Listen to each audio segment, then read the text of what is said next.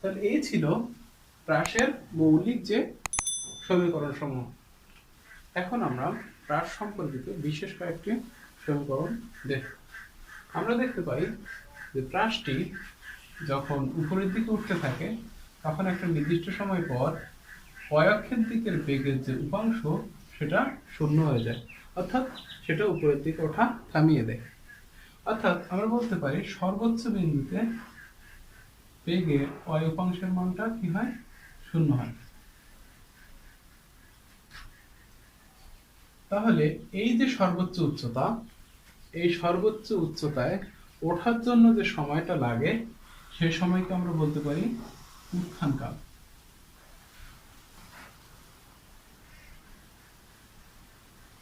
উত্থানকালকে আমরা প্রকাশ করলাম T1 দিয়ে।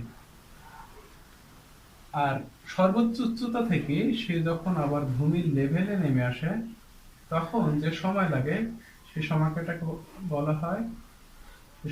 বলা হয় পতনকাল, এবং একে প্রকাশ করা হয় T2 দিয়ে। যেহেতু এটা একটা সিমেট্রিক বা প্রতিসম বেগ, অর্থাৎ উত্থানকাল এবং পতনকাল সমান হবে। আমরা দেখতে পাচ্ছি যে সর্বোচ্চ উচ্চতায় বেগের উপাংশের মানটা শূন্য হয়। তো আমরা যদি বেগের উপাংশের সাথে সময়ের সমীকরণ থেকে vy এর মানটা শূন্য ধরি, তাহলে যে সময় লাগবে সেটা হচ্ছে উত্থানকাল। vy এর সাথে সময়ের যে সমীকরণ সেটা হচ্ছে v naught sin theta naught minus gt। অর্থাৎ আমরা যদি vy এর মান শূন্য ধরি তাহলে t এর মানটা হবে উত্থানকাল, তাই না? তাহলে আমরা লিখতে পারি vy সমান শূন্য, তো v naught sin theta naught minus gt one. অর্থাৎ আমরা লিখতে পারি gt অন সমান v naught sin theta naught, অর্থাৎ t অন সমান v naught sin theta naught by g। তাহলে এটাই হচ্ছে উত্থানকালের মান। যেহেতু এটা সিমেট্রিক বা প্রতিসম, তো উত্থানকাল এবং পতনকাল সমান হবে। অর্থাৎ উত্থানকাল দুইটার মান v naught sin theta naught by g। এখন বলা হয় উঠতে যতটুকু সময় লাগে সেটা হচ্ছে উত্থানকাল, নামতে যতটুকু সময় লাগে পতনকাল। তো পুরা সময়টা যখন সে শূন্যে ভাসমান অবস্থায় চলছিল এই সময়টাকে বলা হয় ফ্লাইট টাইম বা উড্ডয়নকাল বা বিচরণকাল। তাহলে উড্ডয়নকাল, বিচরণকাল বা যে ফ্লাইট টাইম সেটা কিন্তু উত্থানকাল এবং পতনকালের সমষ্টির সমান। যেহেতু দুইটা মানই সমান সুতরাং আমরা সহজেই বলতে পারি ক্যাপিটাল টি সমান T1 প্লাস T2, অর্থাৎ উত্থানকাল প্লাস পতনকাল।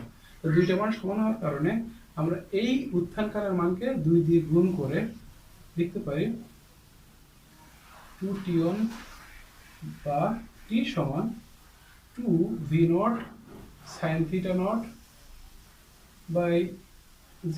এটা হচ্ছে আমাদের উড্ডয়নকাল, বিচরণকাল বা ফ্লাইট টাইম। তো আমরা কিন্তু অন্য একটা উপায়ে এই সমীকরণটা পেতে পারি। ও বিন্দুতে টি এর মান শূন্য, ও বিন্দুতে টি এর মানটা শূন্য, কিন্তু যখন সে পুরা পথ অতিক্রম করে এই বিন্দুতে আসবে তখন তার যে সময়ের মান সেই সময়ের মানটা বা পুরো সময়টাকে আমরা কিন্তু বলছি বিচরণকাল।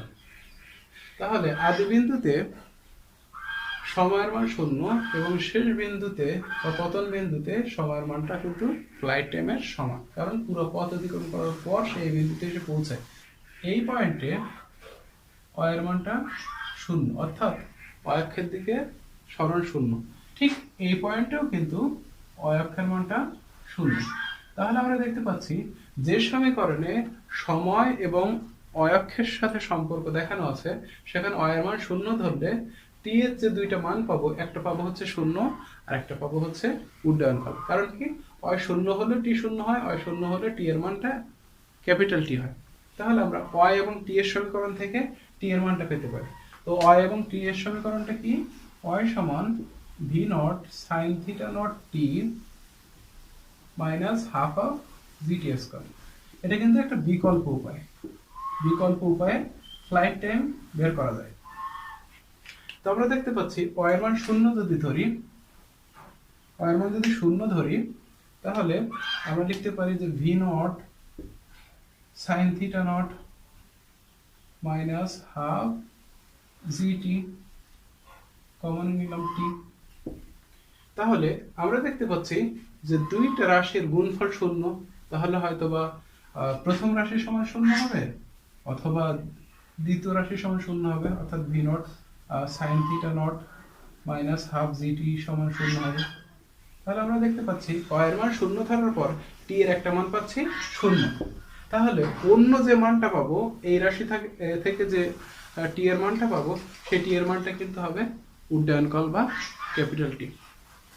দেখা যায় 2v naught sin theta naught minus gt is equal to 0, অর্থাৎ যেহেতু t সমান 0, তো বাকি t টা হবে ক্যাপিটাল T, তো সুতরাং আমরা আগেই লিখতে পারি যে এটা ক্যাপিটাল T। তাহলে ক্যাপিটাল T সমান ইকুয়েশন করে আমরা কিন্তু একই মান পাই, 2v naught sin theta naught by g। তাহলে একই রাশি পাচ্ছি দুইটা ভিন্ন পদ্ধতিতে। তো আমরা দেখতে পাচ্ছি যে সর্বোচ্চ উচ্চতায় বেগের অয়ুপাংশের মানটা কিন্তু 0 হয়। তাহলে আমরা যদি একটা সমীকরণ বের করি যেখানে vy এর মান 0, তাহলে ওইখানে y এর যে মান, সেই y এর মানটা কিন্তু h এর সমান, অর্থাৎ আমরা vy আর y এর সমীকরণ থেকে h এর মানটা বের করতে পারি। তো আমরা সেই সমীকরণটা কি জানি? আমরা জানি vy স্কয়ার সমান v naught square sin theta not square minus 2gy, অর্থাৎ এই সমীকরণে vy এর মান 0 বসালে y এর যে মান, সেই মানটাকে আমরা h বলতে পারি। তো vy এর মান যখন 0 বসাবো, তখন y এর যে মান, সেই y এর মানটা হবে হচ্ছে h এর সমান। ওকে, তাহলে সমাধান করে আমরা কি পাই? 2h সমান v naught square sin square theta naught by, আমরা যদি একবারে লিখে দিই তাহলে বাই 2h। তাহলে এটাই কিন্তু সর্বোচ্চ উচ্চতার সমীকরণ, আনুভূমিক পাল্লা বা রেঞ্জ, যেটাকে প্রকাশ করা হচ্ছে r দিয়ে, অর্থাৎ হ্রাস নিক্ষেপণ বিন্দু থেকে x অক্ষের দিকে যতটুকু দূরত্ব অতিক্রম করে সেটা হচ্ছে রেঞ্জ বা r। তাহলে আমরা বলতে পারি x এর মান এই পয়েন্টের জন্য 0, আর এই পয়েন্টের জন্য x এর মানটা হচ্ছে r এর সমান। কেননা মূল বিন্দুতে x এর মান 0 হবে, y 0 হলে পতন বিন্দুতে x এর মান রেঞ্জের সমান হবে। তাহলে আমরা যদি y এবং x এর রিলেটেড সমীকরণে y এর মান 0 বসাই, তাহলে x এর একটা মান পাবো 0 এবং x এর অন্য মানটাকে আমরা বলতে পারি range. tan theta naught x minus gx square by 2v naught square whole square theta naught. তাহলে y এর মান 0 যদি বসাই, তাহলে 0 সমান tan theta naught x minus gx square by 2v naught square whole square theta naught. 0 সমান x যদি common নিই, তাহলে tan theta naught minus gx by 2v naught square whole square theta naught. তাহলে আমরা দেখতে পাচ্ছি যে দুইটা রাশির গুণফল 0 হলে হয়তো প্রথমটার মান 0 হবে, না হলে দ্বিতীয়টার মান 0 হবে। তাহলে আমরা জানি x এর একটা মান হচ্ছে 0। তাহলে tan theta naught minus g, x এর পরিবর্তে কি বলতে পারি, r বলতে পারি, by 2v naught square theta naught is equal to 0। তাহলে sin theta naught by cos theta naught minus gr by 2v naught square whole square theta naught is equal to 0। তাহলে আমরা যদি 2v naught square cos square theta naught লসাগু করি, তাহলে এখানে লিখতে পারি v naught square 2 sin theta naught cos theta naught minus g r is equal to 0। তাহলে পরবর্তীতে আমরা যদি এই রাশিটা কি হয় শূন্যের সাথে গুণ দিই তাহলে লিখতে পারি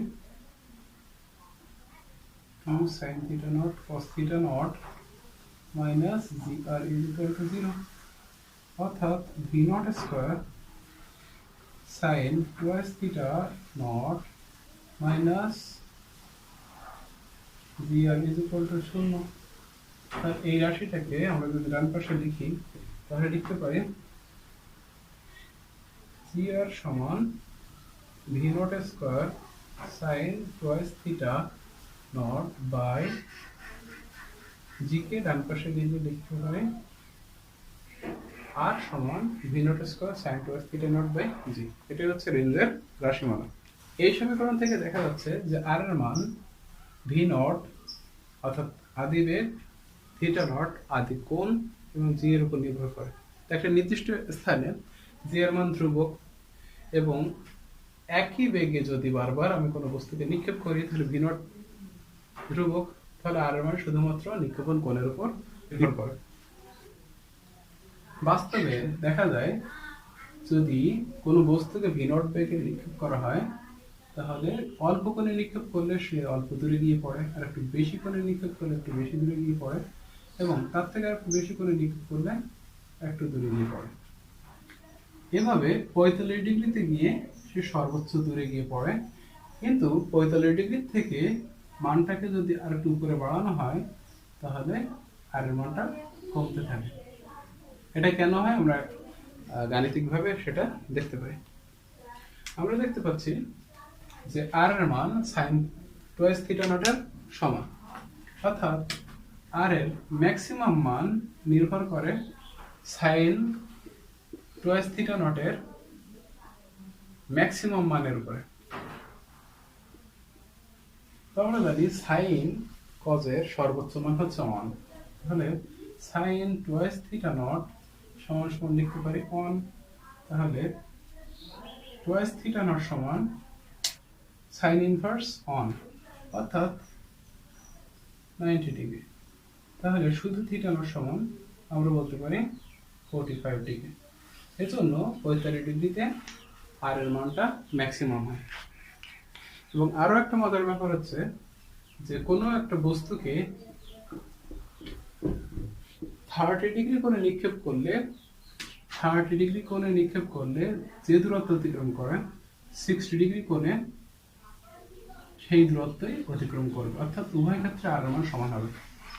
অথবা 30 এর সাথে 60 নিক্ষেপণ কোণ যদি 30 আর 60 এর জন্য আলাদা করে দিই তাহলে আর মান দুইটা সেম হবে, 40 50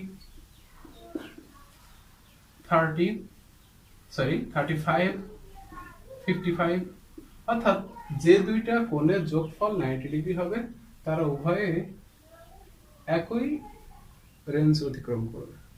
সেটা কিভাবে একটু দেখি গাণিতিকভাবে। r1 সমান v naught square sin twice theta one by g, r2 সমান v naught square sin twice theta 2 by জি।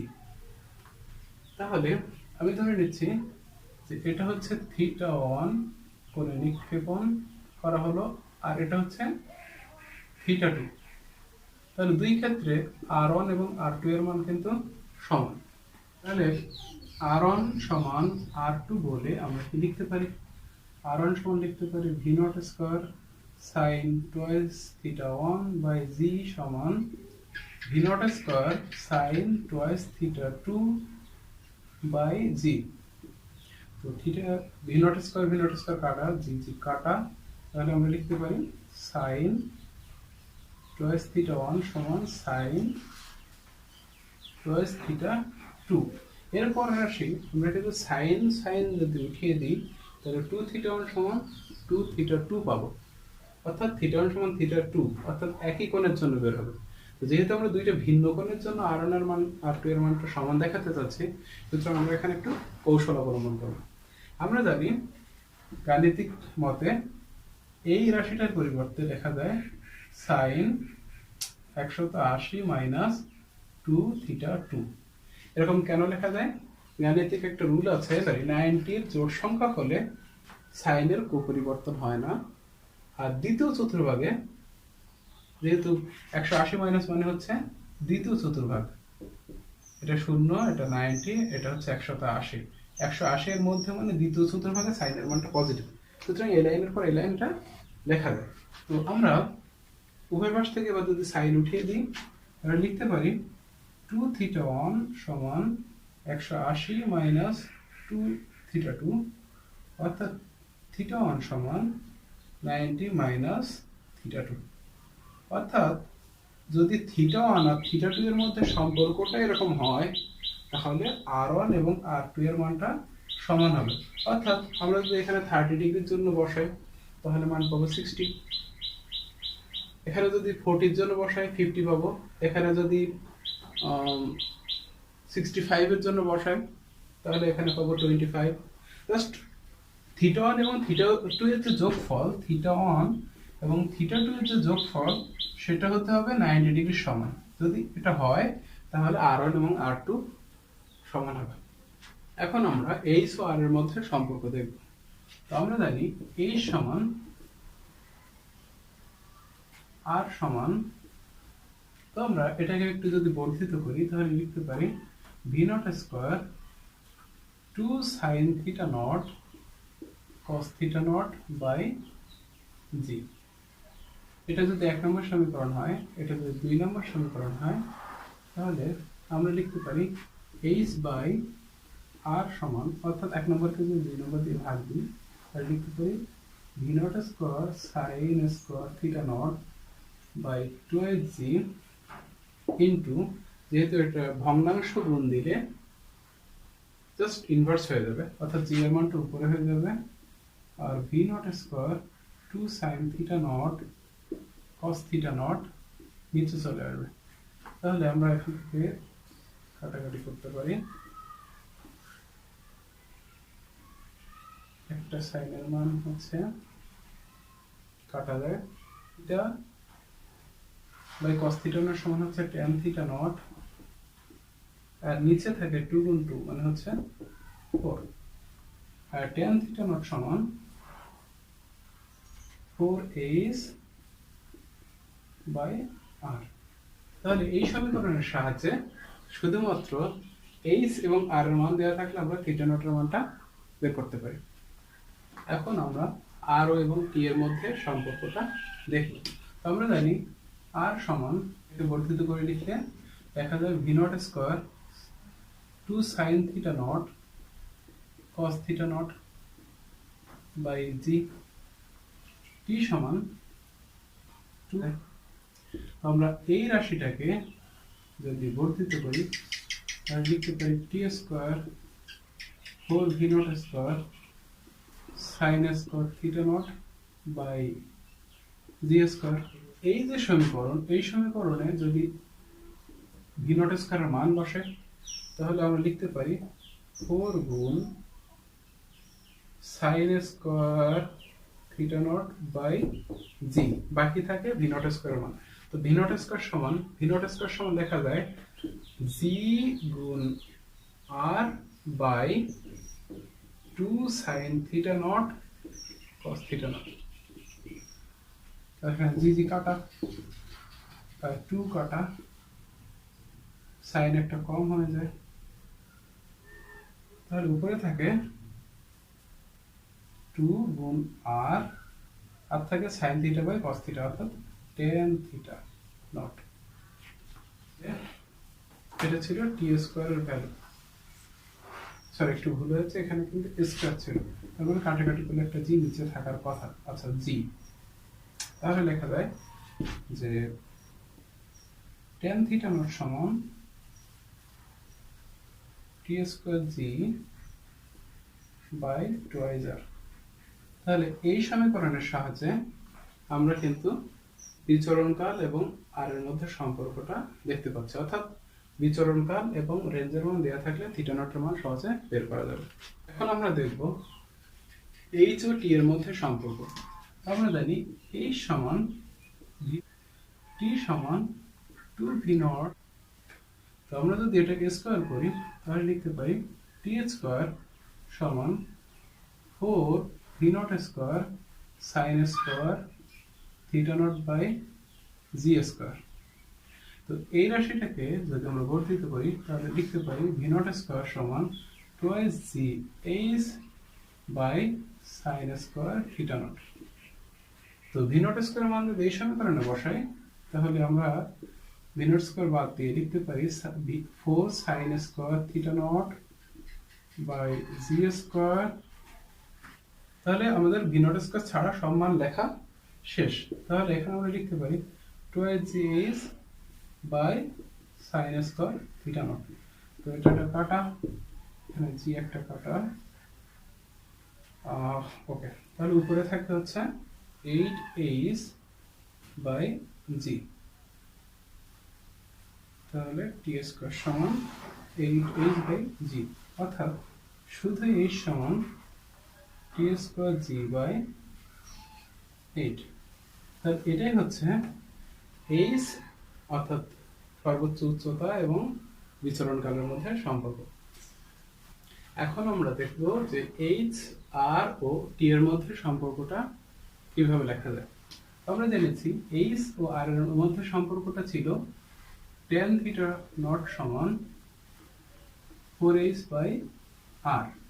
আবার আমরা r এবং t এর মধ্যে সম্পর্কটা দেখেছি tan থিটা নট সমান t square r by t square g by 2r।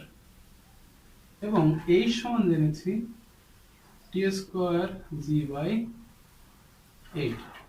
তাহলে এই যে তিনটা সমীকরণ, যেটা প্রথম সমীকরণ h আর r এর মধ্যে সম্পর্ক করে, দ্বিতীয় সমীকরণ t আর r এর মধ্যে সম্পর্ক করে, তৃতীয় সমীকরণ t আর h এর মধ্যে সম্পর্ক করে, এই তিনটাকে একটা সমীকরণে নিয়ে আসতে চাচ্ছি।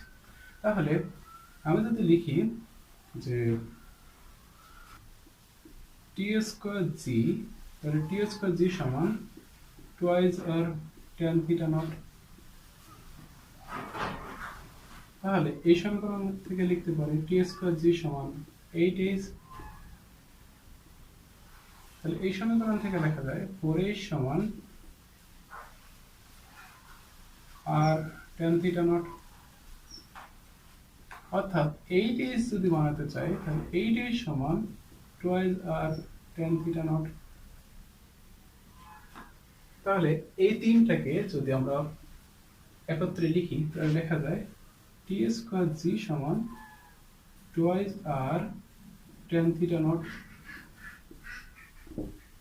তো t স্কয়ার g সমান আবার কিন্তু 8h। তাহলে এটাই হচ্ছে h r এবং t এর মধ্যে সম্পর্ককারী সমীকরণ। t স্কয়ার g সমান twice r tan theta naught সমান 8h। অনুভূমিকভাবে নিক্ষিপ্ত প্রাস কি? আমরা এর আগে দেখেছি যে x অক্ষের সাথে একটা নির্দিষ্ট কোণ বা সূক্ষ্মকোণে একটা প্রাস নিক্ষিপ্ত হলে সে আবার পুনরায় ভূমিতে ফেরত আসে। সেটাকে বলছিলাম অনুভূমিকের সাথে কোণ করে নিক্ষিপ্ত প্রাস। কিন্তু যদি আমরা এরকম কোনো বিল্ডিং এর উপর বা কোনো টাওয়ারের উপর থেকে ভূমির সমান্তরালে কোনো বস্তুকে নিক্ষেপ করি, ভূমির সমান্তরালে কোনো বস্তুকে যদি নিক্ষেপ করি তাহলে অভিকর্ষের টানে সেটা ভূপৃষ্ঠে ফেরত আসে। তাহলে দেখতে পাচ্ছি যে নিক্ষেপের সময় অনুভূমিকের সাথে কোণের পরিমাণটা কিন্তু 0, কারণ অনুভূমিকের সাথে সমান্তরালভাবে নিক্ষেপ করা হচ্ছে। তার মানে অনুভূমিকের সাথে 0 ডিগ্রি কোণ করে নিক্ষিপ্ত প্রাসকে অনুভূমিকভাবে নিক্ষিপ্ত প্রাস বলে। তো আমরা জানি যে এর যে সমীকরণটা ছিল প্রাসের জন্য y সমান sin theta naught t minus half of gt square। তো আমরা দেখতে পাচ্ছি যে এটা যদি নিক্ষেপণ বিন্দু হয় তাহলে উপরের দিকে পজিটিভ y আর নিচের দিকে হয় হচ্ছে নেগেটিভ y। অর্থাৎ এই টাওয়ারটার উচ্চতা যদি হয় h তাহলে y সমান লিখতে হবে -h। তাহলে y সমান -h সমান sin থিটা নট এর মান কত? 0। তাহলে sin 0 গুণ t minus half of g t square। অর্থাৎ মাইনাস এইচ সমান এটার মান কিন্তু শূন্য হয়ে যায়, তাহলে থাকে হচ্ছে হাফ জিটি স্কোয়ার। এইচ সমান হাফ অফ জিটি স্কোয়ার, এটা আমরা লিখতে পারি। আবার আমরা প্রাসের গতিপথের সমীকরণ যদি দেখি তাহলে আমরা জানি y সমান tan theta naught x minus g x square by 2 v naught square cos square theta naught. তাহলে y এর মানটা হচ্ছে নেগেটিভ এইচ এর সমান tan থিটা নট এর মান 0 গুণ x minus g x square by 2 v naught square cos 0 এর স্কোয়ার। তো আমরা জানি tan 0 ডিগ্রির মান হচ্ছে 0 আর cos 0 ডিগ্রির মান হচ্ছে 1। তাহলে মাইনাস h সমান এটার মান 0 হয়ে যায় minus g x square by 2 v naught square. যেহেতু cos 0 ডিগ্রির মান 1 অর্থাৎ উভয় পাশ থেকে মাইনাস গুণ দিলে পাই h সমান g x square by 2 v naught square. তাহলে এটা কিন্তু এইচ এর দুইটা সমীকরণ, তাহলে একত্রে লিখলাম পাচ্ছি হচ্ছে h সমান হাফ জি টি স্কোয়ার সমান সমান g x square by 2 v naught square.